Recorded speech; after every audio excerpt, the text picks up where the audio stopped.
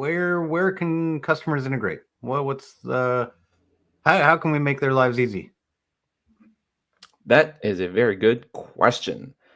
So, before we dive into the different apps that you could possibly protect with externalized authorization, I want to point out that the architecture that NIST put out in their publication 800-162, the famous architecture that talks about PEP, PDP, PIP, and so on and so forth, the P star P we sometimes call it, that theoretical architecture can be applied to pretty much anything in principle, to any layer in principle. Oftentimes we talk about authorization in the context of applications or APIs. So we're thinking, that top tier, if you want to think in terms of ISO stack, but there's nothing that would prevent you from applying the same architecture and the same principles to say network access control, even physical access control, if you wanted to, right?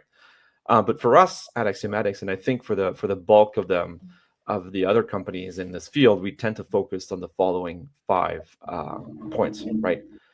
And the lowest hanging fruit, which is therefore highest on my slide, is APIs and API gateways. Mark, what can you tell us about APIs and API gateways?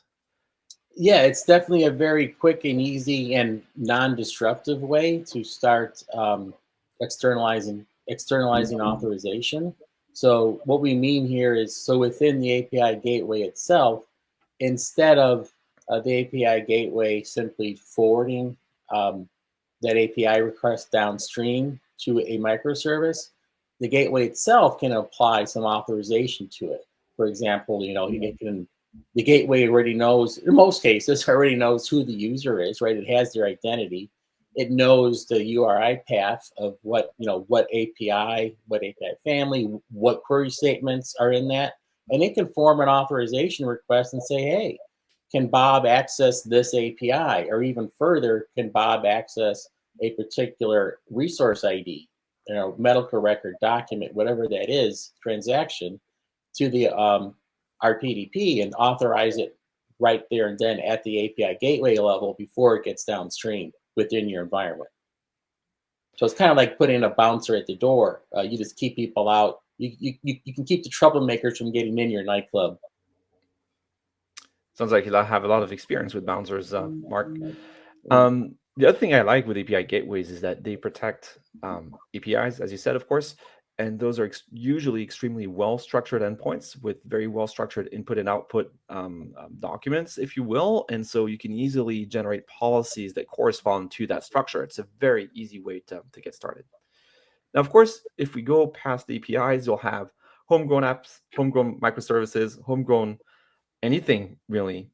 And that's also something you can protect. When it's homegrown, you can use our SDKs, our authorization SDKs, to write authorization where it matters to you, and that reflects the use cases that you want to implement. That's a very easy thing to do. It requires more dev time than APIs and API gateways would, because through API gateways you can do configuration-driven authorization, but you have extremely good control. You can actually do fine-grained authorization from within your app to a level that would turn on or off features, or perhaps change the user experience in a UI if you have a UI in your application. So that's a great place to be. Now, beyond the app, behind every great app, there usually is a great database. Mark, how do we handle that? Like, what happens? Is there a way that you can filter data with when you externalize authorization? So yeah, there definitely are, and there's a couple ways to do it. One way is we can go back to that API gateway example where we said we do authorization on the way in. So we can say, hey, can this user access this API? Yes. And then we have some choices here where within the microservice, within the microservice itself, it can conduct more authorization checks and say, oh, you were looking for documents or medical records.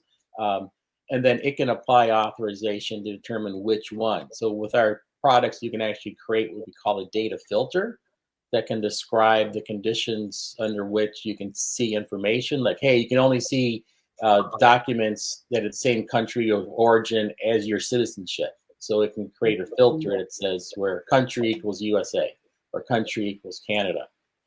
So the microservice itself can apply these, or if you want to put more load on your API gateways, you can have them inspect data on the way out. So there's multiple ways that this can be achieved. And unfortunately, this is something we take on with a case-by-case basis. Other things we could integrate with are SAP, SharePoint, other off-the-shelf apps. It might be a case-by-case basis, as Mark just mentioned. When in doubt, just ask. There's always a way to tackle authorization for an app. I absolutely love this slide. I'm going to just kind of boil it down in simple terms. For the most part, if there's a hook, we can integrate with it. That's the simple answer. Most modern apps now offer those hooks, so it makes it really easy. But this lays it out. And Mark, kind of going back to your comment a few slides back, externalizing the authorization from the app itself, obviously it doesn't break everything, but the other thing that it does is it starts to apply that consistent approach across all of these apps. So I like the way you guys have done this.